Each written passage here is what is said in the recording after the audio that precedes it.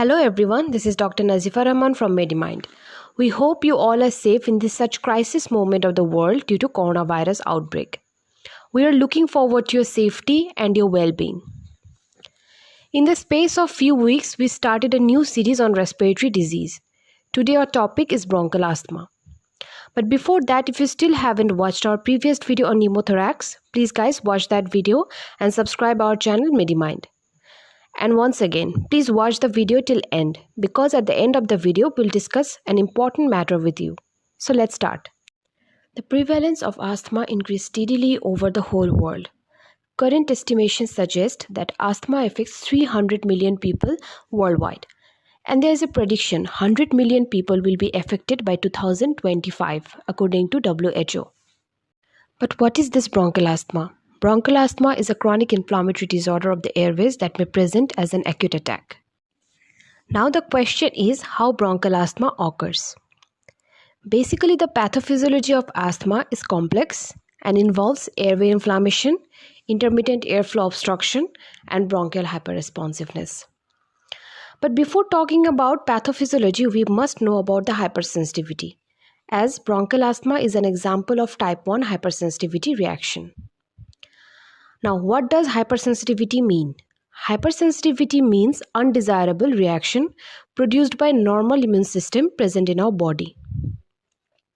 There are mainly 4 types of hypersensitivity reaction: type 1, type 2, type 3, and type 4. Bronchial asthma is type 1 hypersensitivity reaction. The pathophysiology of bronchial asthma occurs in 2 ways. One in extrinsic asthma, another is intrinsic asthma. So let's talk about the individual pathophysiology. First come to the extrinsic asthma. As you all know, extrinsic asthma is typically initiated by type 1 hypersensitivity reaction. It is induced by exposure to specific allergen. That is why it is called extrinsic. Its onset starts in childhood or adolescence. It also seen in a person with a family history of atopic allergy. Atopy means propensity to produce immunoglobulin E antibody. This extrinsic asthma occurs by 2 phases. One is immediate or early phase and another is late phase. Let's talk about early phase. Early phase response triggered by an immunoglobulin E mediated release of mediators from sensitized mast cell. Immunoglobulin E is a type of antibody and mast cell is a type of cell which release histamine during allergic reaction and inflammation. The release of chemical mediators like histamine results in increased mucus production, and this increased mucus production causes bronchospasm. Now let's talk about the late phase. Late phase response involves epithelial cell injury, and it causes decreased mucociliary function. When mucociliary function decreases, it causes accumulation of mucus. Then it releases inflammatory mediators with some WBCs like neutrophils, eosinophils, and basophils. We have talked about such cells in one of our previous videos on WBC. We'll give the link below in description. It also causes increased vascular permeability and edema.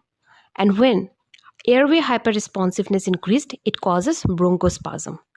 So this was the basic mechanism of extrinsic asthma. Now come to the intrinsic asthma. Intrinsic or non-atopic asthma triggered by respiratory tract infection, exercise, hyperventilation, cold air, some drugs like aspirin and non-steroidal anti-inflammatory drugs, some chemicals, some hormonal changes and emotional upsets, and airborne pollutants, etc. So let's talk about the individual pathophysiology. First, respiratory tract infection. Respiratory tract infection, especially the viruses, they damage the epithelial cell of the airway and stimulate the production of immunoglobulin E antibody. In this way, respiratory tract infection triggers the intrinsic. Another one is exercise-induced asthma. Exercise-induced asthma occurs in number of persons with bronchial asthma. Although the cause isn't still clear, it is assumed that hyperventilation is mainly responsible for bronchial asthma. Vigorous exercise results in inhibition of large amount of cold and dry air, which in turn induces mast cell and epithelial cell to release histamine and leukotriene, which is responsible for aggravation of bronchial asthma. Sometimes inhaled irritant such as tobacco, smokes are responsible to induce bronchospasm by the way of irritant receptor and vagal reflex. In our previous video of respiratory system, we discussed about irritant receptor and vagal reflex. Now come to the hormonal changes that aggravate bronchial asthma. The role of sex hormones in asthma is unclear, although there is some evidence that they can be important. Female sex hormones has some role on beta-2 adrenergic function. It has been suggested that abnormal regulation of hormone are possibly responsible for bronchial asthma. So these are the basic mechanism of intrinsic asthma.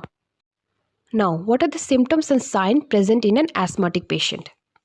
Bronchial asthma is associated with hyperresponsiveness, and this response leads to recurrent episodes of wheezing, which means breathing with a whistling sound, breathlessness, chest tightness, and coughing, which occurs particularly at night and in early morning. What will we get on examination? If we auscult the chest of an asthmatic patient, we will get breath sound is vesicular with prolonged expiration. Also, rhonchi is present all over the lung field. Now, the symptoms of a patient with mild intermittent asthma. The patients are usually asymptomatic between exacerbation. Exacerbation means acute increase in the severe asthma attack. Now, persistent asthma. Individual with persistent asthma reports ongoing breathlessness and wheeze. But these are variable. These symptoms fluctuate over one day or from day to day or from month to month. Now, symptoms of nocturnal asthma. Some patient characteristically present with diurnal variation asthma. Diurnal variation asthma means the symptoms that arise largely during sleep or even throughout the day. They are usually worst at night. That's why they called nocturnal asthma. Some patients with asthma have a similar inflammatory response in the upper airway. So we should take the history carefully, like history of sinusitis, sinus headache, blocked nose, runny nose, and loss of sense of smell are present or not.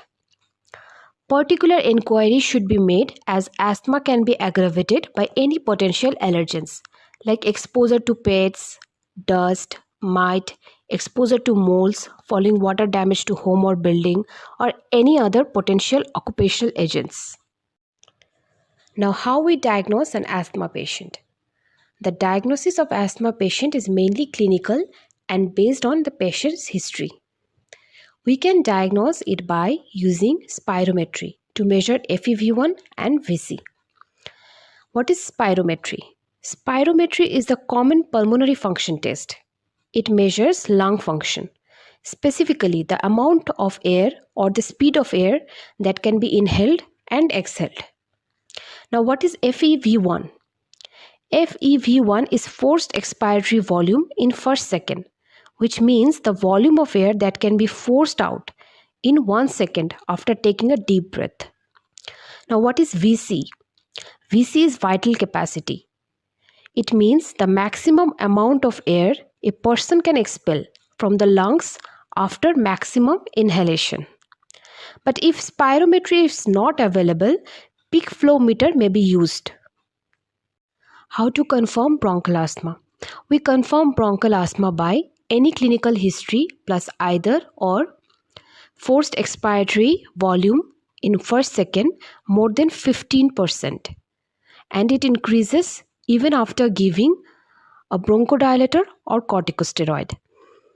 Then more than 20% of diurnal variation occurs for more than 3 days in a week, and like this for 2 weeks on a peak flow diary. So this is how we confirm bronchial asthma. Another investigation may also done like serum immunoglobulin E, chest X-ray, CBC, and arterial blood gas analysis. How to assess acute severe asthma? If peak expiratory flow is 33 to 50%. Peak expiratory flow means a person's maximum speed of expiration, which is measured with a peak flow meter. Number second, respiratory rate is more than equal 25 breaths per minute. Third number is heart rate more than 110 beats per minute. And number fourth is inability to complete a sentence in one breath. Now, how to manage a case of bronchial asthma? Long-acting bronchodilators, which decrease bronchoconstriction, reduce bronchial airway edema, and increase pulmonary ventilation. So we give the patient long-acting bronchodilators. Then corticosteroid. Corticosteroid which has same effects as bronchodilator, but it has some immunosuppressive effects. Then combined medication is also useful, like salmeterol plus formoterol. Leukotriene receptor blocker. These are very much effective in reducing mucus production and airway constriction. Lastly, mast cell stabilizer, which are given prophylactically. So these are the basic management of bronchial asthma. Now the important part of the video. A bronchial asthma patient should always carry inhaler with them. Now we will provide the information to how to use an inhaler. First, remove the cap and shake the inhaler. Then, breathe out gently and place the mouthpiece into the mouth. Incline your head backwards. It will minimize the oropharyngeal deposition. Then simultaneously begin a slow deep inspiration. Then depress the canister and continue to inhale. Hold the breath for 10 seconds. Then inhale the air inside and then breathe out. That's all for today, guys. Hope you all find this video informative. If you have any questions regarding bronchial asthma and hypersensitivity, please tell us on the comment section. Or you also can follow our Facebook page, MediMind. Link is given on the description. And please guys, don't forget to like, share and subscribe our channel. Our next video will be on chronic obstructive pulmonary disease. We will be back very soon. Till then, goodbye, take care and stay safe.